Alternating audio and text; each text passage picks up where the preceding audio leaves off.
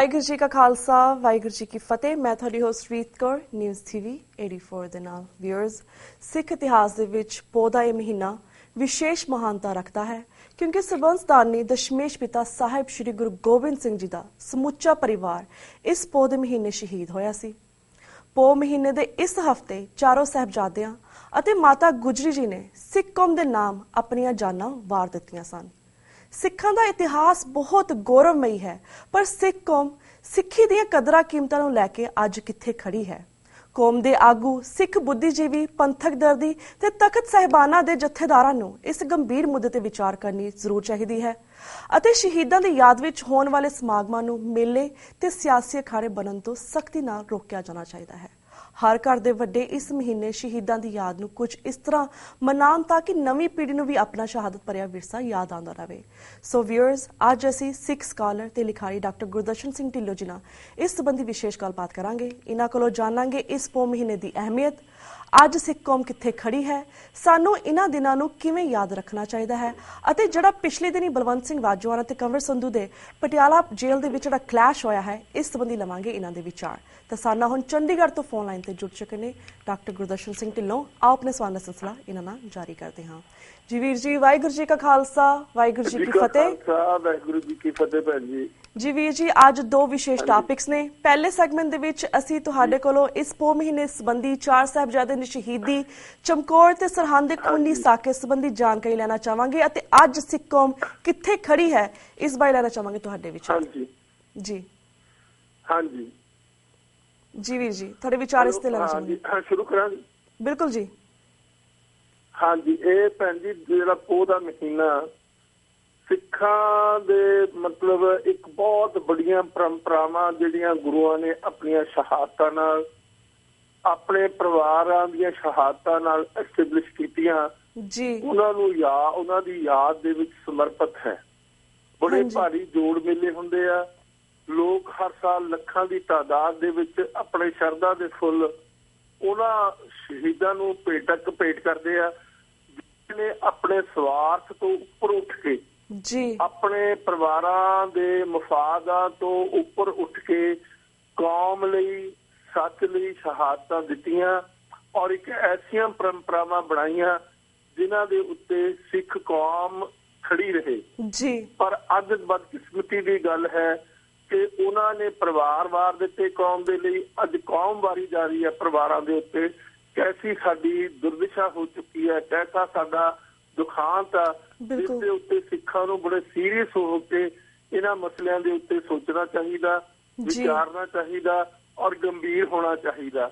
ਉਹਨਾਂ ਚਾਰ ਮਾਸੂਮ ਬੱਚਿਆਂ ਨੂੰ ਦੀਆਂ ਜਿਹੜੀਆਂ ਸ਼ਹਾਦਤਾਂ ਉਹ ਗੁਰੂ ਨੇ ਆਪ ਦਿੱਤੀਆਂ, ਆਪਣੀ ਡਾਇਰੈਕਸ਼ਨ ਨਾਲ ਦਿੱਤੀਆਂ ਔਰ ਜਿਹੜੇ ਪਰਉਪਕਾਰੀ ਗੁਰੂ ਸੀ ਜੀ, ਉਹਨਾਂ ਦੇ ਨਾਲ ਜਿਹੜੇ ਲੱਗੇ ਸਵਾਰਥੀ ਸੀ, ਜਿਸ ਸੁਚਾਨੰਦ ਸੀ ਜਿਹੜਾ ਪਰਿਵਾਰ ਦਾ ਇੱਕ ਰਸੋਈਆ ਸੀ, ਉਸ ਨੇ ਥੋੜੇ ਮੋਟੇ ਲਾਲਚ ਦੇ ਲਈ ਕਿਸ ਤਰੀਕੇ ਨਾਲ ਛੋਟੇ ਸਾਹਿਬਜ਼ਾਦਿਆਂ ਬਾਰੇ ਤੇ ਮਾਤਾ ਜੀ ਬਾਰੇ ਇਨਫੋਰਮੇਸ਼ਨ ਦੇ ਕੇ ਥੋੜੇ ਬਹੁਤੇ ਪੈਸੇ ਲੈ ਕੇ ਔਰ ਗੁਰੂ ਦੇ ਪਰਿਵਾਰ ਨੂੰ ਲੁੱਟ ਕੇ ਉਸਨੇ ਆਪਣੇ ਆਪ ਨੂੰ, ਇਹ ਜਿਹੜੇ ਹਿੰਦੂ ਲੋਕ ਆ ਇਹਨਾਂ ਨੇ ਗੁਰੂਆਂ ਦੇ ਪਰਉਪਕਾਰੀ ਜਿਹੜੇ ਕਾਰਜ ਆ ਔਰ ਜਿਨ੍ਹਾਂ ਨੇ ਆਪਣੇ ਪਰਿਵਾਰ ਨੂੰ ਆਪਣੀਆਂ ਸ਼ਹਾਦਤਾਂ ਦੇ ਕੇ ਕਿੱਡੇ ਬੜੇ ਪਰਉਪਕਾਰ ਕੀਤੇ ਆ ਹਿੰਦੂ ਕੌਮ ਦੇ ਉੱਤੇ।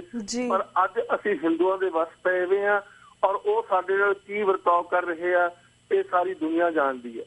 ਬਿਲਕੁਲ ਉਹ ਪਰਉਪਕਾਰ ਭੁੱਲ ਕੇ ਜਿੰਨਾ ਸੰਕਟ, ਜਿੰਨੀ ਮੁਸੀਬਤਾਂ, ਜਿੰਨੀਆਂ ਤਕਲੀਫਾਂ ਅੱਜ ਸਿੱਖ ਕੌਮ ਝੇਲ ਰਹੀ ਆ, ਸ਼ਾਇਦ ਹੀ ਕੋਈ ਹੋਰ ਇਸ ਕਿਸਮ ਦਾ ਦੋ ਕੌਮਾਂ ਦਾ ਆਪਸ ਦੇ ਵਿੱਚ ਰਿਲੇਸ਼ਨਸ਼ਿਪ ਹੋਵੇ। ਅੱਜ ਗੱਲ ਇੱਥੇ ਤੱਕ ਜਾ ਉਪੜੀ ਆ ਕਿ ਸਾਡੀ ਜਿਹੜੀ ਆਜ਼ਾਦ ਧਾਰਮਿਕ ਹੈਸੀਅਤ ਆ ਉਸ ਦੇ ਉੱਤੇ ਵੀ ਬੜੀ ਕੋਸ਼ਿਸ਼ ਹੋ ਰਹੀ ਆ ਕਿ ਉਸ ਦੇ ਉੱਤੇ ਚਿੰਨ੍ਹ ਲਾਏ ਜਾਣ, ਉਸ ਦੇ ਉੱਤੇ ਇਹ ਕਿਹਾ ਜਾਵੇ ਵੀ ਸਿੱਖਾਂ ਦੀ ਤਾਂ ਆਜ਼ਾਦ ਹਸਤੀ ਹੈ ਹੀ ਨਹੀਂ, ਉਹ ਤਾਂ ਸਿਰਫ ਹਿੰਦੂਆਂ ਦਾ ਇੱਕ ਸੈਕਟ ਆ।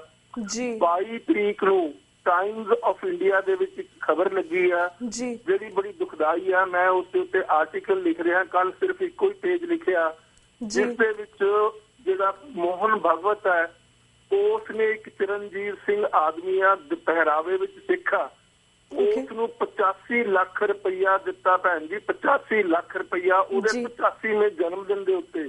ਹਾਂਜੀ। ਔਰ ਉਸ ਨੂੰ 85 ਲੱਖ ਰੁਪਈਆ ਦੇ ਕੇ ਇਹ ਕਿਹਾ ਕਿ ਸਿੱਖ ਧਰਮ ਦੀ ਔਰ ਸਿੱਖ ਜਿਹੜੀ ਇਤਿਹਾਸ ਆ ਉਸ ਦੀ ਦੁਬਾਰਾ ਤੁਸੀਂ ਰਿਸਰਚ ਕਰਾਓ। ਮਤਲਬ ਉਹ ਕਿੱਡੀ ਬੜੀ ਬਹੁਤ ਵੱਡੀ ਮਤਲਬ ਇੱਕ ਸਾਜ਼ਿਸ਼ ਆ। ਉਹਨਾਂ ਨੇ ਉੱਥੇ ਟਰਸਟ ਬਣਾਇਆ ਔਰ ਉਹ ਸਾਰਾ ਪੈਸਾ ਟਰਸਟ ਨੂੰ ਟ੍ਰਾਂਸਫਰ, ਭਾਈ ਮਨੀ ਸਿੰਘ ਟਰਸਟ। ਹਾਂਜੀ। ਔਰ 9 ਉਹੀ ਰੱਖੇ ਜਾ ਰਹੇ ਆ ਜਿਹੜੇ ਸਿੱਖ ਸ਼ਹੀਦਾਂ ਦੇ, ਜਿਹੜੇ ਸਿੱਖ ਜਿਹੜੀਆਂ ਸਿੱਖ ਇਸ ਕਿਸਮ ਦੀਆਂ ਸ਼ਖਸੀਅਤਾਂ ਹੋਈਆਂ ਹਨ ਜਿਨ੍ਹਾਂ ਦਾ ਸਿੱਖਾਂ ਦੇ ਦਿਲਾਂ ਦੇ ਵਿੱਚ ਬਹੁਤ ਜ਼ਿਆਦਾ ਸਤਿਕਾਰ ਤੇ ਮਾਣ ਆ।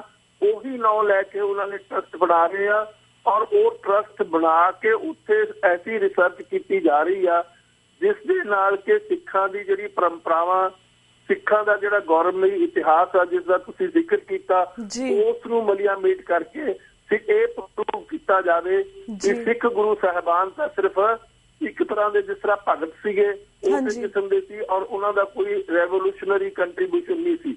ਤੋ ਇਹ ਸਾਰੀ ਚੀਜ਼ ਕੀਤੀ ਜਾ ਰਹੀ ਆ ਔਰ ਉਸ ਦੇ ਉੱਤੇ ਜਿਹੜੀ ਸਿੱਖ ਕੌਮ ਆ ਉਹ ਆਪਣੀ ਕੋਈ ਚਿੰਤਾ ਐਕਸਪ੍ਰੈਸ ਨਹੀਂ ਕਰ ਰਹੀ। ਇਹ ਬੜੀ ਮਤਲਬ ਬਹੁਤ ਜ਼ਿਆਦਾ ਬੜੀ ਸਾਜ਼ਿਸ਼ ਹੈ। ਇਸ ਸਾਜ਼ਿਸ਼ ਦੇ ਤਹਿਤ ਸਾਡਾ ਸਾਰਾ ਗੌਰਵਮਈ ਇਤਿਹਾਸ, ਸਾਡੀਆਂ ਸਾਰੀਆਂ ਪਰੰਪਰਾਵਾਂ, ਸਾਡਾ ਧਰਮ ਉਸ ਨੂੰ ਮੇਟ ਕਰਕੇ ਉਸ ਨੂੰ ਇੱਕ ਸੈਕਟ, ਹਿੰਦੂਆਂ ਦੇ ਸੈਕਟ ਦੇ ਤੌਰ ਦੇ ਉੱਤੇ ਪ੍ਰੋਜੈਕਟ ਕਰਨ ਦੀ ਕੋਸ਼ਿਸ਼ ਹੋ ਰਹੀ ਹੈ।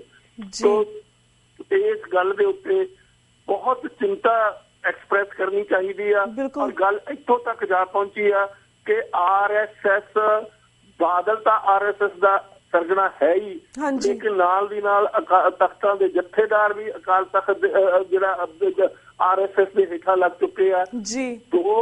ਦੋ ਤਖਤਾਂ ਦੇ ਉੱਤੇ ਸਿੱਧੇ ਤੌਰ ਦੇ ਉੱਤੇ RSS ਦਾ ਕਬਜ਼ਾ। ਹਾਂਜੀ। ਕੇਸ਼ਗੜ੍ਹ ਸਾਹਿਬ ਦੇ ਉੱਤੇ, ਦੂਸਰੇ ਪਾਸੇ ਪਟਨਾ ਸਾਹਿਬ ਦੇ ਉੱਤੇ ਔਰ ਦੂਸਰੇ ਪਾਸੇ ਉੱਥੇ ਦੂਸਰੇ ਸਾਊਥ ਇੰਡੀਆ ਦਾ ਜਿਹੜਾ ਸਾਡਾ ਤਖਤ ਆ ਉਸ ਦੇ ਉੱਤੇ ਸਿੱਧੇ ਤੌਰ ਦੇ ਉੱਤੇ ਕਬਜ਼ਾ BJP ਵਾਲਿਆਂ ਦਾ ਹੋਇਆ। BJP ਦਾ ਮੈਂਬਰ ਲੈਜਿਸਲੇਚਰ ਦਾ ਮਹਾਰਾਸ਼ਟਰ ਦਾ ਤਾਰਾ ਸਿੰਘ, ਉਸ ਨੂੰ ਹਜ਼ੂਰ ਸਾਹਿਬ ਦੇ ਤਖਤ ਦੇ ਉੱਤੇ ਐਜ਼ ਐਡਮਿਨਿਸਟ੍ਰੇਟਰ ਅਪਾਇੰਟ ਕੀਤਾ ਗਿਆ ਔਰ ਬਾਦਲ ਨੇ ਉਸ ਦੇ ਉੱਤੇ ਐਵੇਂ ਪਤਾ ਨਹੀਂ ਝੂਠਾ ਜਾਂ ਸੱਚਾ ਰੱਬ ਜਾਣੇ ਕਿਸ ਕਿਸਮ ਦਾ ਪ੍ਰੋਟੈਸਟ ਕੀਤਾ ਔਰ BJP ਵਾਲਿਆਂ ਨੇ ਉਸ ਦੀ ਕੋਈ ਗੌਰ ਨਹੀਂ ਕੀਤੀ। ਤੋ ਪਟਨਾ ਸਾਹਿਬ ਦੇ ਉੱਤੇ ਇਕਬਾਲ ਸਿੰਘ ਆ ਜਿਹੜਾ ਉਹ ਸਿੱਧੇ ਤੌਰ ਦੇ ਉੱਤੇ RSS ਨੂੰ ਜਵਾਬਦੇਹ ਆ।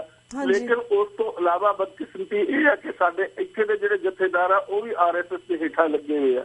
ਤੋ ਗੌਰਵਮਈ ਇਤਿਹਾਸ ਨੂੰ ਖਤਮ ਕਰਕੇ ਇਹ ਕਿਹਾ ਜਾ ਰਿਹਾ ਵੀ ਜਿਹੜੀਆਂ ਵੀ ਸਿੱਖ ਗੁਰੂਆਂ ਨੇ, ਸਿੱਖ ਗੁਰੂਆਂ ਦੇ ਪਰਿਵਾਰਾਂ ਨੇ, ਸਿੱਖਾਂ ਨੇ ਸ਼ਹਾਦਤਾਂ ਦਿੱਤੀਆਂ ਉਹ ਸਿਰਫ ਹਿੰਦੂ ਧਰਮ ਦੇ ਲਈ ਦਿੱਤੀਆਂ, ਹੋਰ ਕਿਸੇ ਗੱਲ ਲਈ ਨਹੀਂ ਦਿੱਤੀਆਂ। ਪਰ ਮੈਂ ਇੱਥੇ ਦੱਸਣਾ ਚਾਹੁੰਦਾ ਕਿ ਸਾਡੇ ਗੁਰੂਆਂ ਦੀਆਂ ਜਿਹੜੀਆਂ ਸ਼ਹਾਦਤਾਂ ਉਹ ਮਾਨਵਤਾ ਦੇ ਲਈ ਆ, ਉਹ ਰੱਬ ਦੀ ਸੱਚਾਈ ਦੇ ਨਾਲ ਖੜ ਕੇ ਦਿੱਤੀਆਂ ਗਈਆਂ ਸ਼ਹਾਦਤਾਂ।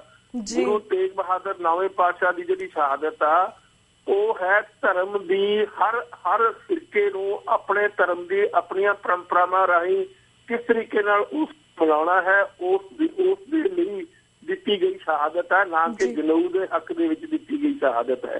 ਤੋ ਇਹ ਸਾਰੀਆਂ ਚੀਜ਼ਾਂ ਨੂੰ ਉਲਟਾ ਪੁਲਟਾ ਕਰਕੇ ਉਹਨਾਂ ਨੂੰ ਇਸ ਕਿਸਮ ਦੇ ਤਰੀਕੇ ਦੇ ਨਾਲ ਪੇਸ਼ ਕੀਤਾ ਜਾਣਾ, ਇਹ ਉਹਨਾਂ ਦੀ ਇੱਕ ਸਾਜ਼ਿਸ਼ ਆ ਔਰ ਉਹ ਓਪਨ ਤੌਰ ਦੇ ਉੱਤੇ ਕਹੀ ਜਾ ਰਹੀ ਹੈ, ਹੁਣ ਕੋਈ ਲੁਕੋ ਕੇ ਨਹੀਂ ਕਹੀ ਜਾ ਰਹੀ। ਇਸ ਲਈ ਮੈਂ ਤੁਹਾਡੇ ਸਰੋਤਿਆਂ ਨੂੰ ਸੁਚੇਤ ਕਰਨਾ ਚਾਹੁੰਦਾ ਕਿ ਉਹ ਸਾਵਧਾਨ ਹੋ ਜਾਣ। ਬਾਹਰਲੇ ਮੁਲਕਾਂ ਦੇ ਵਿੱਚ ਵੀ RSS ਪੈਨੀਟ੍ਰੇਟ ਕਰ ਚੁੱਕੀ ਆ ਔਰ ਇੱਥੇ ਵੀ ਹਿੰਦੁਸਤਾਨ ਦੇ ਵਿੱਚ ਵੀ, ਭਾਰਤ ਦੇ ਵਿੱਚ ਵੀ ਸਾਰੀ ਜਗ੍ਹਾ RSS ਆ ਜਿਹੜਾ ਉਸ ਦਾ ਆਪਣਾ ਅਸਰ ਅੰਦਾਜ਼ ਜ਼ਿਆਦਾ ਹੀ ਵੱਧਦਾ ਜਾ ਰਿਹਾ। ਹਾਂਜੀ ਜੀ। ਤੇ ਵੀਰ ਜੀ ਤੁਸੀਂ ਆ ਸਾਜ਼ਿਸ਼ ਬਾਰੇ ਸੱਚਾਈ ਸਾਹਮਣੇ ਲੈ ਕੇ ਆਉਣ ਲਈ ਤੁਹਾਡਾ ਬਹੁਤ-ਬਹੁਤ ਧੰਨਵਾਦ, ਕਿਉਂਕਿ ਕਾਫੀ ਸਾਰੇ ਸਾਨੂੰ ਇਸ ਚੀਜ਼ ਦੇ ਬਾਰੇ ਨਹੀਂ ਪਤਾ ਸੀ। ਪਰ ਅਸੀਂ ਚਾਹਾਂਗੇ ਕਿ ਆਉਣ ਵਾਲੇ ਦਿਨਾਂ ਦੇ ਵਿੱਚ ਹੋਰ ਵੀ ਡੂੰਘਾਈ ਦੇ ਨਾਲ ਅਸੀਂ ਇਸ ਚੀਜ਼ ਦੇ ਉੱਪਰ ਗੱਲਬਾਤ ਕਰੀਏ। ਪਰ ਅੱਜ ਫਿਰ ਅਸੀਂ ਵਾਪਸ ਆਪਣੇ ਟੌਪਿਕ ਤੇ ਆਉਂਦੇ ਹਾਂ। ਜਿਸ ਤਰ੍ਹਾਂ ਹਰ ਘਰ ਦੇ ਵੱਡੇ ਜਿਹੜਾ ਇਹ ਮਹੀਨਾ ਹੁੰਦਾ ਹੈ ਸ਼ਹੀਦਾਂ ਦੀ ਯਾਦ, ਇਹ ਸਾਨੂੰ ਕਿਸ ਤਰ੍ਹਾਂ ਮਨਾਉਣੀ ਚਾਹੀਦੀ ਹੈ, ਸਪੈਸ਼ਲੀ ਯੰਗ ਜਨਰੇਸ਼ਨ ਆ ਉਹਨਾਂ ਨੂੰ, ਕਾਫੀ ਲੋਕਾਂ ਨੂੰ, ਕਾਫੀ ਬੱਚਿਆਂ ਨੂੰ ਆਪਣੇ ਚਾਰ ਸਾਹਿਬਜ਼ਾਦਿਆਂ ਦੀ ਸ਼ਹੀਦੀ ਬਾਰੇ, ਇਹਨਾਂ ਸਾਕਿਆਂ ਬਾਰੇ ਕੁਝ ਨਹੀਂ ਪਤਾ ਹੈਗਾ। ਨਵੀਂ ਪੀੜ੍ਹੀ ਨੂੰ ਆਪਣਾ ਸ਼ਹਾਦਤ ਭਰਿਆ ਵਿਰਸਾ ਯਾਦ ਕਰਵਾਉਣਾ ਚਾਹੀਦਾ, ਸਾਡਾ ਇਹ ਫਰਜ਼ ਬਣਦਾ ਹੈ। ਸਾਨੂੰ ਜਿਹੜੇ ਇਹ ਦਿਨ ਦਿਹਾੜੇ ਨੇ, ਕਿਉਂਕਿ ਇਹਨਾਂ ਦਿਨਾਂ ਦਿਹਾੜੇ 'ਚ ਬਹੁਤ ਸਾਰੀਆਂ ਪਾਰਟੀਆਂ ਵੀ ਹੁੰਦੀਆਂ ਨੇ, ਕ੍ਰਿਸਮਸ ਹੁੰਦੀ ਹੈ, ਬਹੁਤ ਸਾਰਾ ਬਾਹਰ ਦੇ ਦੇਸ਼ਾਂ ਦੇ ਵਿੱਚ ਪਾਰਟੀਜ਼ ਦਾ ਮਾਹੌਲ ਹੁੰਦਾ ਹੈ। ਸਾਡੇ ਜਿਹੜੇ ਬੱਚੇ ਨੇ ਬਾਹਰ ਦੇ ਦੇਸ਼ਾਂ ਵਿੱਚ ਬੱਚੇ ਨੇ ਸਪੈਸ਼ਲੀ, ਉਹਨਾਂ ਨੂੰ ਇਹ ਦਿਨ ਕਿਵੇਂ ਮਨਾਉਣਾ ਚਾਹੀਦਾ ਹੈ? ਹਾਂਜੀ ਦੇਖੋ, ਇਹ ਜ਼ਿੰਮੇਵਾਰੀ ਮਾਂ ਬਾਪ ਦੀ ਆ ਜੀ। ਕਿਉਂਕਿ ਬਾਹਰਲੇ ਮੁਲਕਾਂ ਦੇ ਵਿੱਚ ਸਕੂਲਾਂ ਕਾਲਜਾਂ ਦੇ ਵਿੱਚ ਇਸ ਕਿਸਮ ਦਾ ਕੈਰੀਕੂਲਮ ਨਹੀਂ ਜਿੱਥੇ ਸਾਡਾ ਇਤਿਹਾਸ ਸਹੀ ਢੰਗ ਦੇ ਨਾਲ ਪੜ੍ਹਾਇਆ ਜਾਵੇ।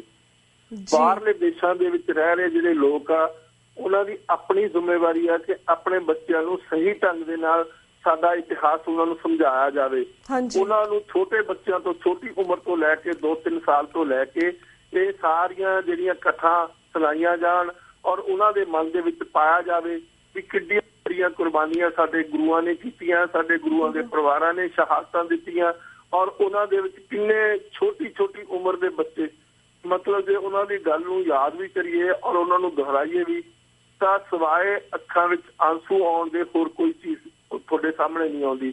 ਔਰ ਉਹਨਾਂ ਦੀਆਂ ਸ਼ਹਾਦਤਾਂ ਦੇ ਕਾਰਨ ਹੀ ਜਿਹੜਾ ਉਸ ਵੇਲੇ ਦਾ ਪੰਜਾਬ ਆਜ਼ਾਦ ਹੋਇਆ। ਮਤਲਬ ਜਿਹੜੀਆਂ ਸ਼ਹਾਦਤਾਂ ਗੁਰੂ ਗੋਬਿੰਦ ਸਿੰਘ ਜੀ ਮਹਾਰਾਜ ਦੇ ਸਾਹਿਬਜ਼ਾਦਿਆਂ ਨੇ ਦਿੱਤੀਆਂ, ਮਾਤਾ ਜੀ ਨੇ ਦਿੱਤੀਆਂ, ਗੁਰੂ ਮਹਾਰਾਜ ਨੇ ਆਪ ਦਿੱਤੀਆਂ, ਪਿਤਾ ਜੀ ਨੇ ਦਿੱਤੀਆਂ, ਉਹਨਾਂ ਨੇ ਪੰਜਾਬ ਦੇ ਵਿੱਚ ਇੱਕ ਐਸਾ ਮਾਹੌਲ ਪੈਦਾ ਕੀਤਾ ਜਿਸ ਦੇ ਨਾਲ ਟੋਟਲ ਬਗਾਵਤ ਹੋ ਗਈ ਉਸ ਵੇਲੇ ਦੀ ਮੁਗਲ ਸਲਤਨਤ ਦੇ ਖਿਲਾਫ।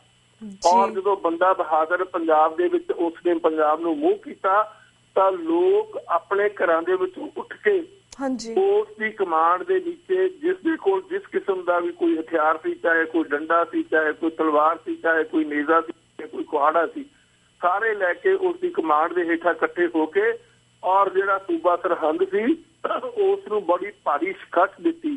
ਤੋਂ ਇੱਕ ਨਵਾਂ ਇਤਿਹਾਸ ਰਚਿਆ ਗਿਆ, ਇੱਕ ਨਵੀਂ ਟ੍ਰੈਡੀਸ਼ਨ ਇੰਟਰੋਡਿਊਸ ਕੀਤੀ ਗਈ। ਇਹ ਔਰ ਇੱਕ ਗੱਲ ਬੜੀ ਇੰਟਰਸਟਿੰਗ ਆ, ਬੜੀ ਦਿਲਚਸਪ ਆ ਕਿ ਜਿਹੜਾ ਜਿਸ ਜਗ੍ਹਾ ਨੂੰ ਸਰਹੰਦ ਕਹਿੰਦੇ ਸੀ ਉਸ ਨੂੰ ਫਤਿਹਗੜ੍ਹ ਸਾਹਿਬ ਕਹਿਣਾ ਸ਼ੁਰੂ ਕਰ ਦਿੱਤਾ ਕਿਉਂਕਿ ਸਿੱਖਾਂ ਦੀ ਫਤਿਹ ਦੇ ਨਾਲ ਉਹ ਜਗ੍ਹਾ ਦਾ ਜਿਹੜਾ ਸਾਰਾ ਨੋਮੀਨਕਲੇਚਰ ਹੀ ਆ ਉਹ ਵੀ ਬਦਲ ਕੇ ਰੱਖ ਦਿੱਤਾ ਔਰ ਸਿੱਖਾਂ ਨੇ ਆਪਣੀ ਜਿਹੜੀ ਅਚੀਵਮੈਂਟ ਸੀ ਉਸ ਨੂੰ ਐਸਟੈਬਲਿਸ਼ ਕਰਨ ਲਈ, ਉਸ ਨੂੰ ਯਾਦ ਰੱਖਣ ਦੇ ਲਈ ਉਹ ਅੱਜ ਵੀ ਉਸ ਜਗ੍ਹਾ ਦਾ ਨਾਮ ਸਰਹੰਦ ਨਹੀਂ ਹੈ, ਉਸ ਦਾ ਨਾਮ ਫਤਿਹਗੜ੍ਹ ਸਾਹਿਬ ਹੈ ਕਿਉਂਕਿ ਉੱਥੇ ਫਤਿਹ ਹੋਈ ਹੈ ਖਾਲਸੇ ਦੀ ਔਰ ਖਾਲਸੇ ਨੇ ਆਪਣੀਆਂ ਜਿਹੜੀਆਂ ਪਰੰਪਰਾ ਰੱਖ ਕੇ ਇੱਕ ਐਸੇ ਰਾਜ ਦੀ ਕਲਪਨਾ ਔਰ ਉਸ ਕਲਪਨਾ ਦੇ ਨਾਲ ਉਸ ਜਗ੍ਹਾ ਐਸਟੈਬਲਿਸ਼ ਕੀਤਾ ਜਿਸ ਦੇ ਨਾਲ ਹਰ ਇੱਕ ਬੰਦੇ ਨੂੰ ਉਸ ਦੇ ਵਿੱਚ ਰਹਿੰਦੇ ਇਨਸਾਨ ਨੂੰ ਹੱਕ ਸੱਚ ਦੇ ਲਈ ਇਨਸਾਫ ਮਿਲੇ। ਤੋਂ ਇਸ ਕਿਸਮ ਦੀਆਂ ਪਰੰਪਰਾਵਾਂ ਸਿੱਖਾਂ ਦੀਆਂ ਔਰ ਬੜੀਆਂ ਵੱਡਮੁੱਲੀਆਂ ਪਰੰਪਰਾਵਾਂ ਮੈਂ ਸਮਝਦਾ ਬਾਹਰਲੇ ਦੇਸ਼ਾਂ ਦੇ ਵਿੱਚ ਰਹਿੰਦੇ ਬੱਚਿਆਂ ਨੂੰ ਜੇ ਇਹ ਗੱਲ ਚੰਗੀ ਤਰ੍ਹਾਂ ਸਮਝਾਈ ਜਾਵੇ ਤਾਂ ਇਹਨਾਂ ਬੱਚਿਆਂ ਦੇ ਵਿੱਚੋਂ ਕੁਝ ਬੱਚੇ ਅੱਗੇ ਉੱਠ ਕੇ ਸਿੱਖ ਧਰਮ ਦੀ ਰਿਸਰਚ ਕਰਨ, ਸਿੱਖ ਇਤਿਹਾਸ ਦੀ ਰਿਸਰਚ ਕਰਨ, ਸਿੱਖ ਪਰੰਪਰਾਵਾਂ ਦੀ ਰਿਸਰਚ ਕਰਨ ਔਰ ਸਾਡਾ ਜਿਹੜਾ ਧਰਮ ਆ ਉਹ ਸਾਰੀ ਦੁਨੀਆ ਦੇ ਵਿੱਚ ਉੱਚੀਆਂ ਚੋਟੀਆਂ ਤੱਕ ਪਹੁੰਚ ਸਕੇ। ਤਾਂ ਇਹ ਇੱਕ ਬਹੁਤ ਵੱਡੀ ਇੰਪੋਰਟੈਂਟ ਗੱਲ ਹੁੰਦੀ ਆ ਜੇ ਮਾਂ-ਬਾਪ ਆਪਣੇ ਬੱਚਿਆਂ ਨੂੰ ਬਚਪਨ ਦੇ ਵਿੱਚ ਹੀ ਇਹਨਾਂ ਚੀਜ਼ਾਂ ਬਾਰੇ ਉਹਨਾਂ ਨੂੰ ਗਿਆਨ ਦੇ ਦੇਣ, ਇਹਨਾਂ ਚੀਜ਼ਾਂ ਬਾਰੇ ਉਹਨਾਂ ਨੂੰ ਸਾਰੀਆਂ ਚੀਜ਼ਾਂ ਦੱਸ ਦੇਣ ਤਾਂ ਉਹਨਾਂ ਦੇ ਮਨ ਦੇ ਵਿੱਚ ਉਹ ਚੀਜ਼ਾਂ ਬਹੁਤ ਡੂੰਘਾਈ ਤੱਕ ਪਹੁੰਚ ਜਾਂਦੀਆਂ ਕਿਉਂਕਿ ਉਹ ਇੱਕ ਫਾਰਮੇਟਿਵ ਸਟੇਜ ਹੁੰਦੀ ਆ। ਉਹਦੇ ਨਾਲ ਬੰਦੇ ਦੇ ਜਿਹੜੇ ਇੰਪ੍ਰੈਸ਼ਨ ਆ ਬੱਚੇ ਦੇ ਉਹ ਐਵਰ ਲਾਸਟਿੰਗ ਹੁੰਦੇ ਆ, ਸਾਰੀ ਜ਼ਿੰਦਗੀ ਚਲੇ ਜਾਂਦੇ ਆ। ਤੋਂ ਮਾਂ-ਬਾਪ ਨੂੰ ਇਹਨਾਂ ਮੁਲਕਾਂ ਵਿੱਚ ਕਮਾਈ ਕਰਨ ਤੋਂ ਉਪਰੰਤ ਇਹ ਵੀ ਉਹਨਾਂ ਨੂੰ ਡਿਊਟੀ ਸਾਂਭਣੀ ਚਾਹੀਦੀ ਆ।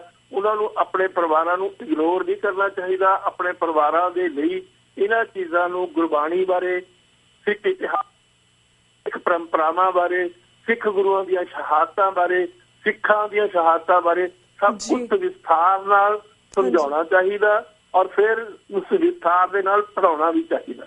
ਤੋਂ ਇਹ ਦੋ ਕੰਮ ਜ਼ਰੂਰ ਸਾਰੇ ਜਿਹੜੇ ਬਾਹਰ ਰਹਿੰਦੇ ਸਿੱਖ ਆ ਉਹਨਾਂ ਨੂੰ ਕਰਨਾ ਚਾਹੀਦਾ। ਇਹ ਮੇਰੀ ਬੇਨਤੀ ਆ ਸਭ ਨੂੰ ਇਹਨਾਂ ਦਿਨਾਂ ਦੇ ਵਿੱਚ ਜਿੱਥੇ ਕਿ ਸਿੱਖਾਂ ਛੋਟੇ ਬੱਚਿਆਂ ਨੇ, ਗੁਰੂਆਂ ਦੇ ਬੱਚਿਆਂ ਨੇ ਕਿੱਡੀਆਂ ਵੱਡੀਆਂ ਸਾਹਿਬਜ਼ਾਦਿਆਂ ਨੇ ਕੁਰਬਾਨੀਆਂ ਕੀਤੀਆਂ ਔਰ 4 ਸਾਹਿਬਜ਼ਾਦੇ ਪਿਕਚਰ ਬਣੀ ਸੀ ਔਰ ਉਸ ਪਿਕਚਰ ਨੂੰ ਦੇਖ ਕੇ ਕੋਈ ਬੱਚਾ, ਬੁੱਢਾ, ਜਵਾਨ, ਆਦਮੀ, ਔਰਤ ਐਸਾ ਨਹੀਂ ਸੀ ਜਿਸ ਦੇ ਅੱਖਾਂ ਦੇ ਵਿੱਚ ਅੱਥਰੂ ਨਾ ਆਏ ਹੋਣ।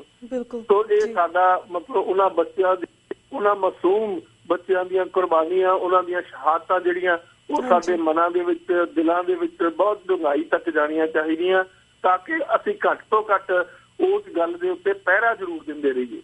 ਇਹ ਜੀ ਮੇਰੀ ਬੇਨਤੀ ਹੈ ਸਾਰੇ ਸਿੱਖ ਪੰਥ ਨੂੰ ਕਿ ਉਹ ਸਿੱਖ ਗੁਰੂਆਂ ਦੀਆਂ, ਸਿੱਖ ਪਰਿਵਾਰਾਂ, ਗੁਰੂ ਦੇ ਪਰਿਵਾਰਾਂ ਦੀਆਂ, ਸਾਹਿਬਜ਼ਾਦਿਆਂ ਦੀਆਂ ਸ਼ਹਾਦਤਾਂ ਨੂੰ ਆਪਣੇ ਮਨਾਂ ਦੇ ਵਿੱਚ ਬਹੁਤ ਡੂੰਘਾਈ ਤੱਕ ਲੈ ਜਾਣ ਔਰ ਆਪਣੇ ਬੱਚਿਆਂ ਨੂੰ, ਆਪਣੇ ਆਲੇ ਦੁਆਲੇ ਨੂੰ ਔਰ ਦੂਸਰੇ ਜਿਹੜੇ ਦੂਸਰੇ ਗੋਰੇ ਵੀ ਆ, ਉਹਨਾਂ ਨੂੰ ਵੀ ਇਹ ਗੱਲ ਬਾਰੇ ਸਮਝਾਇਆ ਜਾਵੇ। ਸਾਡਾ ਐਡੀ ਵੱਡੀ ਪਰੰਪਰਾ, ਸਾਡੇ ਗੁਰੂਆਂ ਨੇ ਐਡੀਆਂ ਵੱਡੀਆਂ ਸ਼ਹਾਦਤਾਂ ਦਿੱਤੀਆਂ। ਜੀ ਬਿਲਕੁਲ ਬਿਲਕੁਲ ਵੀਰ ਜੀ। ਤੇ ਵੀਰ ਜੀ ਹੁਣ ਅਸੀਂ ਪੰਜਾਬ ਦੇ ਕਰੰਟ ਮੁੱਦੇ ਦੇ ਹੈਲੋ ਜੀ ਵੀਰ ਜੀ ਹੁਣ ਅਸੀਂ ਹੈਲੋ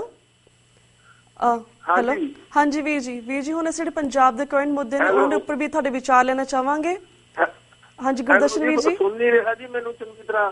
ਹਾਂਜੀ ਗੁਰਦਰਸ਼ਨ ਵੀਰ ਜੀ ਹੈਲੋ। ਹਾਂਜੀ ਹਾਂਜੀ ਗੁਰਦਰਸ਼ਨ ਵੀਰ ਜੀ। ਹਾਂਜੀ ਤਾਂ ਹੁਣ ਜਿਹੜਾ ਸਾਡਾ ਸੈਕਿੰਡ ਸੈਗਮੈਂਟ ਦਾ ਟਾਈਮ ਹੋ ਗਿਆ, ਜਿਸ ਤਰ੍ਹਾਂ ਪੰਜਾਬ ਦੇ ਵਿੱਚ ਕਰੰਟ ਮੁੱਦੇ ਨੇ ਉਹਦੇ ਉੱਪਰ ਤੁਹਾਡੇ ਵਿਚਾਰ ਲੈਣੇ ਚਾਹਾਂਗੇ। ਜਿਸ ਤਰ੍ਹਾਂ ਪਿਛਲੇ ਦਿਨੀ ਪਿੰਕੀ ਕੈਟ ਨੇ ਇੰਕਸ਼ਾਫ ਕੀਤਾ ਸੀਗਾ, ਰਾਈਟ? ਤੁਹਾਡੀ ਆਵਾਜ਼ ਕੱਟ ਰਹੀ ਆ ਜੀ, ਤੁਹਾਡੀ ਆਵਾਜ਼ ਕੱਟ ਰਹੀ ਆ। ਓਕੇ ਸੋ ਵੀਰ ਜੀ ਅਸੀਂ ਇਸ ਤਰ੍ਹਾਂ ਕਰਦੇ ਕਿ ਇੱਕ ਛੋਟੀ ਜਿਹੀ ਬ੍ਰੇਕ ਲੈ ਲੈਂਦੇ ਹਾਂ। ਬ੍ਰੇਕ ਤੋਂ ਬਾਅਦ ਸੈਕਿੰਡ ਸੈਗਮੈਂਟ ਦੇ ਵਿੱਚ ਤੁਹਾਨੂੰ ਅਸੀਂ ਗੱਲਬਾਤ ਕਰਦੇ ਹਾਂ।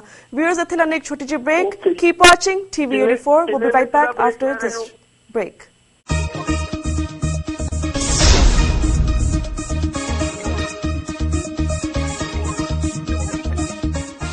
Arc Kitchen Cabinets, specializing in manufacturing and installing custom-made kitchen and bathroom vanities. We remain committed to customer satisfaction and guarantee only the very best. For more information, check out arckitchencabinets.com.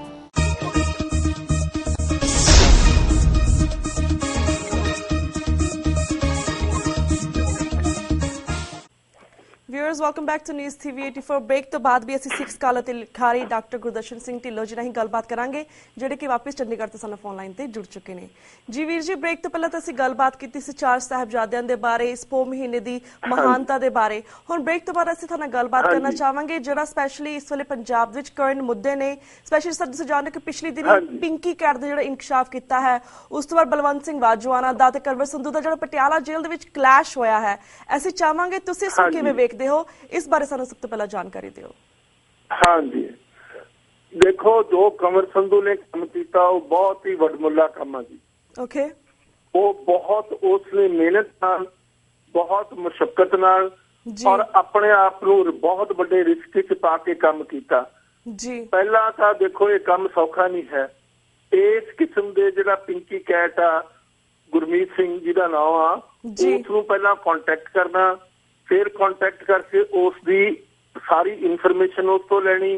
ਉਸ information ਤੋਂ ਬਾਅਦ ਜਿਹੜੇ ਬੰਦਿਆਂ ਨੇ ਉਸਨੇ ਜਿਹੜੇ ਪਰਿਵਾਰਾਂ ਨੇ ਨਾਂ ਲਏ ਆ, ਉਹਨਾਂ ਨੂੰ ਜਾ ਕੇ ਕਾਊਂਟਰ ਚੈੱਕ ਕਰਨਾ ਜਗ੍ਹਾ ਜਗ੍ਹਾ ਤੇ ਪਿੰਡਾਂ ਦੇ ਵਿੱਚ।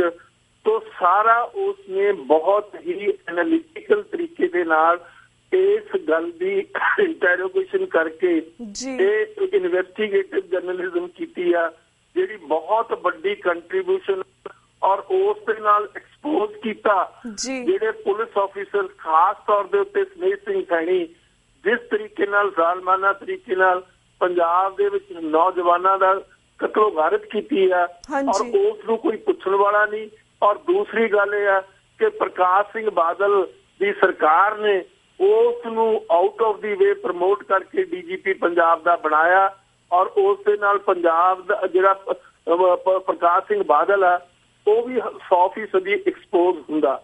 ਤੋ ਉਸ ਤੋਂ ਬਾਅਦ ਕੀ ਹੋਇਆ ਕਿ ਉਸ ਸਾਰੇ ਘਟਨਾਕ੍ਰਮ ਦੇ ਵਿੱਚ ਇੱਕ ਚੀਜ਼ ਸਾਹਮਣੇ ਆਈ ਕਿ ਉਹਨਾਂ ਨੇ ਕੋਈ RDX ਵਗੈਰਾ ਉੱਥੋਂ ਪ੍ਰਕਿਓਰ ਕਰ ਲਈ ਸੀ, ਅੰਦਰ ਬੈਠੇ ਜਿਹੜੇ ਸਿੱਖ ਕੈਦੀ ਸੀ। ਤਾਂ ਉਸ ਦੀ ਇਨਫੋਰਮੇਸ਼ਨ ਸਾਂਝੀ ਕੀਤੀ ਰਾਜੋਆਣਾ ਨਾਲ, ਤਾਂ ਰਾਜੋਆਣਾ ਨੇ ਉਸ ਗੱਲ ਨੂੰ ਜਾ ਕੇ ਇਨਫੋਰਮ ਕਰ ਦਿੱਤਾ ਪੁਲਿਸ ਨੂੰ। ਇਹ ਚੀਜ਼ ਜਿਹੜੀ ਕੰਵਰ ਦੀ ਜਿਹੜੀ ਇੰਟਰੋਗੇਸ਼ਨ ਸੀ ਉਸ ਦੇ ਵਿੱਚ ਸਾਹਮਣੇ ਆਈ, ਔਰ ਉਹ ਸਾਰੇ ਦੁਨੀਆ ਦੇ ਵਿੱਚ ਇੰਟਰਨੈਟ ਦੇ ਰਾਹੀਂ ਸਾਰੀ ਦੁਨੀਆ ਤੱਕ ਪਹੁੰਚ ਗਈ, ਵਾਇਰਲ ਹੋ ਗਈ ਉਹ ਸਾਰੀ। ਤਾਂ ਉਸ ਗੱਲ ਦਾ ਬਹੁਤ ਵੱਡਾ ਗੁੱਸਾ ਕੀਤਾ ਰਾਜੋਆਣਾ ਨੇ। ਰਾਜੋਆਣਾ ਦੀ ਭੈਣ ਨੇ 4-5 ਵਾਰੀ ਕੰਵਰ ਸੰਧੂ ਨੂੰ ਅਪਰੋਚ ਕੀਤਾ ਕਿ ਤੁਹਾਡੀ ਇਸ ਰੈਗੂਲੇਸ਼ਨ ਦੇ ਨਾਲ ਜਿਹੜਾ ਰਾਜੋਆਣਾ ਉਸ ਦਾ ਇਮੇਜ ਬਹੁਤ ਖਰਾਬ ਹੋ ਗਿਆ ਹੈ, ਸੋ ਤੁਸੀਂ ਇਹ ਗਲਤ ਕੀਤਾ। ਤਾਂ ਕੰਵਰ ਸੰਧੂ ਨੇ ਕਿਹਾ ਵੀ ਮੈਂ ਉਸ ਨੂੰ ਰਾਜੋਆਣਾ ਨੂੰ ਇੰਟਰਵਿਊ ਕਰ ਲੈਣਾ ਔਰ ਰਾਜੋਆਣਾ ਆਪਣਾ ਸਪਸ਼ਟੀਕਰਨ ਦੇ ਦੇਵੇ, ਔਰ ਉਸ ਸਪਸ਼ਟੀਕਰਨ ਦੀ ਮੈਂ ਅੱਗੇ ਲਿਜਾ ਕੇ ਉਸ ਨੂੰ ਇੰਟਰਨੈਟ ਤੇ ਪਾ ਕੇ ਲੋਕਾਂ ਦੇ ਸਾਹਮਣੇ ਪੇਸ਼ ਕਰ ਦੂੰਗਾ, ਔਰ ਲੋਕ ਆਪਣੇ ਆਪ ਫੈਸਲਾ ਕਰ ਲੈਣ ਕੀ ਸੱਚ ਆ ਤੇ ਕੀ ਝੂਠ ਆ। ਇਹ ਗੱਲ ਜੋ ਮੈਨੂੰ ਪਤਾ ਲੱਗੀ ਆ 5-6-7 ਵਾਰੀ ਰਾਜੋਆਣਾ ਦੀ ਨੇ ਕੰਵਰ ਸੰਧੂ ਨੂੰ ਅਪਰੋਚ ਕੀਤਾ। ਅਖੀਰ ਦੇ ਵਿੱਚ ਜਿਹੜਾ ਕੰਵਰ ਸੰਧੂ ਆ ਉਹ ਐਗਰੀ ਕਰ ਗਿਆ ਔਰ ਉਹਨਾਂ ਨੇ ਅਪਾਇੰਟਮੈਂਟ ਬਣਾ ਲਈ ਕਿ ਰਾਜੋਆਣਾ ਨੂੰ ਪਟਿਆਲਾ ਜੇਲ੍ਹ ਦੇ ਵਿੱਚ ਮਿਲਿਆ ਜਾਵੇ। ਤਾਂ ਜਦੋਂ ਉਹ ਮਿਲਣ ਗਏ ਉਸ ਜਗ੍ਹਾ ਦੇ ਉੱਤੇ ਤਾਂ ਮੁਲਾਕਾਤ ਹੋ ਰਹੀ ਸੀ। ਉਸਨੇ ਪੂਰੀ ਫਾਰਮੈਲਿਟੀ ਦੇ ਨਾਲ ਜੋ ਵੀ ਉੱਥੇ ਰਿਕੁਆਇਰਡ ਸੀ ਰਜਿਸਟਰ ਦੇ ਵਿੱਚ ਆਪਣਾ ਨਾਮ ਦਰਜ ਕਰਾਇਆ, ਆਪਣੀ ਆਇਡੈਂਟੀਟੀ ਦੱਸੀ, ਨਾਲ ਜਿਹੜਾ ਗੁਰਮੀਤ ਸਿੰਘ ਪਿੰਕੀ ਕੈਟ ਆ ਉਹ ਵੀ ਨਾਲ ਸੀ, ਪਰ ਉਹ ਅੰਦਰ ਬੈਠਾ ਰਿਹਾ ਸੁਪਰਿੰਟੈਂਡੈਂਟ ਜਿਹੜਾ ਜੇਲ੍ਹ ਦੇ ਕੋਲ। ਇਹ ਅੰਦਰ ਚਲੇ ਗਏ ਉਸ ਨੂੰ ਮਿਲਣ ਔਰ ਨਾਲ ਇਸ ਦੇ ਜਿਹੜਾ ਰਾਜੋਆਣਾ ਉਹਦਾ ਬ੍ਰਦਰ ਇਨ ਲਾ ਵੀ ਨਾਲ ਸੀ, ਭਨੋਈਆ ਉਹਦੀ ਸਿਸਟਰ ਦਾ ਹਸਬੈਂਡ। ਤਾਂ ਉੱਥੇ ਜਦੋਂ ਗੱਲਬਾਤ ਹੋਈ ਉਸ ਗੱਲ ਦੇ ਵਿੱਚ ਉਹ ਇੰਨਾ ਗੁੱਸਾ ਖਾ ਗਿਆ ਕਿ ਆਪਣੇ ਆਪ ਤੋਂ ਬਾਹਰ ਹੋ ਕੇ ਉਸ ਦੇ ਉੱਤੇ ਉਸਨੇ ਥੱਪੜ ਮਾਰਿਆ ਔਰ ਉਸ ਦੀ ਪੱਗ ਲਾ ਕੇ ਪੱਗ ਲਾ ਦਿੱਤੀ। ਇਹ ਇੱਕ ਬਹੁਤ ਉਸ ਦਾ ਘਟੀਆ ਕਿਸਮ ਦਾ ਕੰਮ ਆ ਰਾਜੋਆਣੇ ਦਾ ਕਿ ਉਸ ਨੇ ਇਸ ਕਿਸਮ ਦੇ ਜਰਨਲਿਸਟ ਨੂੰ ਜਿਹੜਾ ਸਿੱਖਾਂ ਲਈ ਬਹੁਤ ਸੁਹਿਰਦ ਹੈ, ਜਿਸ ਦੀ ਬੜੀ ਵੱਡੀ ਕੰਟਰੀਬਿਊਸ਼ਨ ਆ, ਜਿਸ ਨੇ ਬੜਾ ਵੱਡਾ ਨਾਮ ਖੱਟਿਆ ਔਰ ਪ੍ਰਕਾਸ਼ ਸਿੰਘ ਬਾਦਲ ਨੂੰ ਬਤੌਰ ਐਡੀਟਰ ਇੰਗਲਿਸ਼ ਟ੍ਰਿਬਿਊਨ ਦੇ ਉਸ ਨੇ ਬਹੁਤ ਚੰਗੇ ਤਰੀਕੇ ਨਾਲ ਐਕਸਪੋਜ਼ ਕੀਤਾ ਔਰ ਉਸ ਕਿਸਮ ਦੇ ਆਦਮੀ ਦੀ ਇਸ ਕਿਸਮ ਦੀ ਬੇਇੱਜ਼ਤੀ ਕਰਨੀ ਮੈਂ ਸਮਝਦਾ ਰਾਜੋਆਣੇ ਦਾ ਬਹੁਤ ਹੀ ਘਟੀਆ ਕਿਸਮ ਦਾ ਹੈ ਕੰਮ ਕੀਤਾ ਉਸਨੇ। ਜੇ ਹੁਣ ਇਸ ਦੇ ਉੱਤੇ ਮੈਂ ਸਮਝਦਾ ਰਾਜੋਆਣਾ ਨੂੰ ਸਾਰੇ ਪੰਥ ਤੋਂ ਮਾਫੀ ਮੰਗਣੀ ਚਾਹੀਦੀ ਆ ਔਰ ਸਾਰੇ ਜਿੰਨੇ ਵੀ ਲੋਕਾਂ ਨੂੰ ਮੈਂ ਜਾਣਦਾ ਸਾਰੇ ਪੰਥ ਨੇ ਇਸ ਗੱਲ ਦਾ ਬਹੁਤ ਹੀ ਜ਼ਿਆਦਾ ਬੁਰਾ ਬਣਾਇਆ ਔਰ ਇਹ ਗੱਲ ਲਈ ਇਸ ਨੂੰ ਰਾਜੋਆਣਾ ਨੂੰ ਪਛਤਾਤਾਪ ਕਰਨਾ ਚਾਹੀਦਾ। ਇਸ ਲਈ ਪਬਲਿਕਲੀ ਉਸ ਨੂੰ ਮਾਫੀ ਮੰਗਣੀ ਚਾਹੀਦੀ ਆ ਕਿ ਉਸ ਨੇ ਇਸ ਕਿਸਮ ਦਾ ਘਟੀਆ ਕਿਸਮ ਦਾ ਕੰਮ ਕੀਤਾ ਔਰ ਇਸ ਕਿਸਮ ਦੇ ਇੱਜ਼ਤਦਾਰ ਆਦਮੀ ਨੂੰ ਜਿਸ ਦੀ ਇੰਨੀ ਵੱਡੀ ਕੰਟਰੀਬਿਊਸ਼ਨ ਆ, ਜਿਸਨੇ ਸੁਮੇਧ ਸਿੰਘ ਸੈਣੀ ਔਰ ਇਸ ਗੱਲ ਦੇ ਉੱਤੇ ਪ੍ਰਕਾਸ਼ ਸਿੰਘ ਬਾਦਲ ਬਹੁਤ ਖੁਸ਼ ਹੋਇਆ ਔਰ ਉਸ ਦੇ ਚੈਨਲ ਦੇ ਉੱਤੋਂ ਇਸ ਚੀਜ਼ ਨੂੰ ਬਾਰ-ਬਾਰ ਦਿਖਾਇਆ ਗਿਆ ਕਿ ਉਸ ਦੀ ਕੰਵਰ ਸੰਧੂ ਦੀ ਪੱਗ ਉਤਾਰੀ ਗਈ। ਮਤਲਬ ਇਹ ਘਟਨਾਕ੍ਰਮ ਜਿਹੜਾ ਹੈਗਾ ਇਹ ਆਪਣੇ ਆਪ ਵਿੱਚ ਬਹੁਤ ਨਿੰਦਨੀय ਔਰ ਇਸ ਕਿਸਮ ਦੀ ਹਰਕਤ ਅੱਗੇ ਵੀ ਸੁਚੇਤ ਰਹਿਣ ਦੀ ਲੋੜ ਆ ਕਿ ਇਸ ਕਿਸਮ ਦੀ ਕੋਈ ਹਰਕਤ ਨਾ ਕਰੇ ਔਰ ਜਿਹੜੇ ਇਸ ਕਿਸਮ ਦੇ ਸੁਹਿਰਦ ਸਮਝਦਾਰ ਔਰ ਬੜੇ ਲਾਇਕ ਜਿਹੜੇ ਜਰਨਲਿਸਟ ਆ ਉਹਨਾਂ ਦੀ ਸਾਨੂੰ ਕਦਰ ਕਰਨੀ ਚਾਹੀਦੀ ਆ। ਕਈ ਵਾਰੀ ਹੋ ਜਾਂਦਾ ਉਹਦੇ ਖਿਆਲਾਤ ਉਹਨਾਂ ਨਾਲ ਨਹੀਂ ਮਿਲਦੇ, ਪਰ ਇਹ ਨਹੀਂ ਜ਼ਰੂਰੀ ਕਿ ਉਹਨਾਂ ਨਾਲ ਫਿਜ਼ੀਕਲੀ ਤੁਸੀਂ ਅਸੌਲਟ ਕਰੋ। ਉਹਨਾਂ ਅੱਗੇ ਆਪਣੀ ਦਲੀਲ ਆਪਣਾ ਪੱਖ ਤੁਸੀਂ ਪੇਸ਼ ਕਰੋ। ਉਸ ਨੂੰ ਆਪਣਾ ਪੱਖ ਪੇਸ਼ ਕਰਨਾ ਚਾਹੀਦਾ ਸੀ ਉਸਦੇ ਸਾਹਮਣੇ। ਇਸੇ ਲਈ ਗਿਆ ਸੀ ਕੰਵਰ ਸੰਧੂ, ਉਹਦੀ ਹੈਲਪ ਕਰਨ ਗਿਆ ਸੀ। ਵੀਰ ਜੀ ਆਮ ਸੋ ਸੌਰੀ ਟੂ ਕੱਟ ਯੂ। ਹੈਲੋ ਵੀਰ ਜੀ ਆਮ ਸੋ ਸੌਰੀ ਟੂ ਕੱਟ ਯੂ ਬਿਕਾਜ਼ ਸਾਡੇ ਕੋਲ ਇੱਕ ਅੱਧਾ ਮਿੰਟ ਰਹਿ ਗਿਆ। ਮੈਂ ਤੁਹਾਡੇ ਕੋਲ ਫੋਲੋ ਅਪ ਕੁਐਸਚਨ ਕਰਨਾ ਚਾਹੁੰਦੀ ਹਾਂ। ਜਿਸ ਤਰ੍ਹਾਂ ਤੁਸੀਂ ਗੱਲ ਕੀਤੀ ਹੈ ਕਿ ਕਿਸ ਤਰ੍ਹਾਂ ਇਹਨੂੰ ਬਾਦਲ ਸਰਕਾਰ ਨੇ ਆਪਣੇ ਟੀਵੀ ਦੇ ਉੱਪਰ ਬਾਰ-ਬਾਰ ਦਿਖਾਇਆ ਕਿ ਕਿਸ ਤਰ੍ਹਾਂ ਕੰਵਰ ਸੰਧੂ ਦੀ ਪੱਗ ਲਾਈ ਗਈ ਹੈ ਐਂਡ ਜਿਸ ਤਰ੍ਹਾਂ ਸਭ ਕੁਝ ਜਾਣਨ ਦਾ ਇਹ ਸਭ ਕੁਝ ਸੁਣਨ ਦੇ ਵਿੱਚ ਇਸ ਵੀਡੀਓ ਵੀ ਲੀਕ ਹੋਈ ਹੈ ਇਸ ਚੀਜ਼ ਦੀ। ਵੈਸੇ ਤਾਂ ਜੇਲ੍ਹ ਦੇ ਵਿੱਚ ਕੋਈ ਮੱਖੀ ਨਹੀਂ ਲੀਕ ਹੁੰਦੀ, ਪਰ ਇਸ ਵੇਲੇ ਵੀਡੀਓ ਪੂਰੀ ਦਿਖਾਈ ਗਈ ਕਿਸ ਤਰ੍ਹਾਂ ਦੀ ਪੱਗ ਲਾਈ ਗਈ ਹੈ। ਇੱਕਦਮ ਸੋਚੀ ਸਮਝੀ ਸਾਜ਼ਿਸ਼ ਦੇ ਨਾਲ ਇਹਨੂੰ ਬੁਲਾਇਆ ਗਿਆ ਹੈ ਜੇਲ੍ਹ ਦੇ ਵਿੱਚ। ਤੁਹਾਨੂੰ ਕੀ ਲੱਗਦਾ ਹੈ ਕਿ ਜਿਹੜੀ ਪੰਜਾਬ ਦੀ ਸਰਕਾਰ ਹੈ, ਬਾਦਲ ਸਰਕਾਰ ਹੈ, ਇਸ ਨੂੰ ਇਸ ਤੇ ਕਿਸ ਤਰ੍ਹਾਂ ਦਾ ਲਾਭ ਹੋਵੇਗਾ? ਇਹ ਚੀਜ਼ ਸਾਡੇ ਸਮਝ ਤੋਂ ਬਾਹਰ ਹੈ। ਸਾਨੂੰ ਇਸ ਬਾਰੇ ਥੋੜਾ ਜਿਹਾ ਇੱਥੇ ਚਾਨਣਾ ਪਾਓ। ਇਹ ਜਿਹੜਾ ਬਾਦਲ ਆ ਇਹ ਬਹੁਤ ਜ਼ਿੱਦੀ ਕਿਸਮ ਦਾ ਆਦਮੀ ਹੈ ਜੀ। ਬਾਹਰੋਂ ਸ਼ੋਅ ਕਰਦਾ ਵੀ ਇਹ ਬਹੁਤ ਸ਼ਰੀਫ ਆ। ਇਹ ਜਿੰਨਾ ਬਾਹਰੋਂ ਆਪਣੀ ਸ਼ਰਾਫਤ ਦਾ ਪ੍ਰੋਜੈਕਸ਼ਨ ਕਰਦਾ ਉਹਨਾਂ ਬਹੁਤ ਜ਼ਿਆਦਾ ਜ਼ਿੱਦੀ ਔਰ ਬੜਾ ਵੈਰ ਵਿਰੋਧ ਕਮਾਉਣ ਵਾਲਾ ਇਨਸਾਨ ਹੈ ਇਹ। ਇਸ ਨੇ ਅੱਜ ਤੱਕ ਆਪਣੇ ਦੁਸ਼ਮਣਾਂ ਨੂੰ ਕਿਸੇ ਨੂੰ ਨਹੀਂ ਛੱਡਿਆ, ਇਹਨੇ ਕਿਸੇ ਨੂੰ ਨਹੀਂ ਬਖਸ਼ਿਆ। ਇਸ ਦੇ ਵਿੱਚ ਰਹਿਮ ਨਹੀਂ ਹੈ, ਇਸ ਦੇ ਵਿੱਚ ਦਇਆ ਨਹੀਂ ਹੈ, ਇਸ ਦੇ ਵਿੱਚ ਕਿਸੇ ਨੂੰ ਮਾਫ ਕਰਨ ਦੀ ਉਸ ਕਿਸਮ ਦੀ ਸ਼ਕਤੀ ਨਹੀਂ ਹੈ ਜਿਹੜੀ ਕਿ ਇੱਕ ਚੰਗੇ ਇਨਸਾਨ 'ਚ ਹੋਣੀ ਚਾਹੀਦੀ ਹੈ।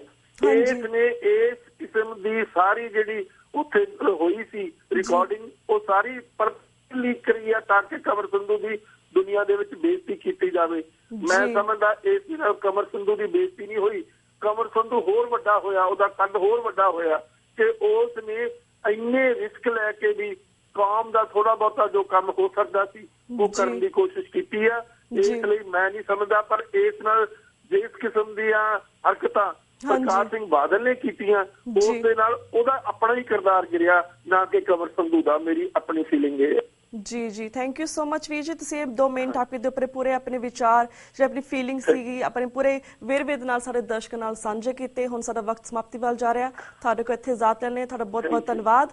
ਵਾਹਿਗੁਰੂ ਜੀ ਕਾ ਖਾਲਸਾ, ਵਾਹਿਗੁਰੂ ਜੀ ਕੀ ਫਤਿਹ।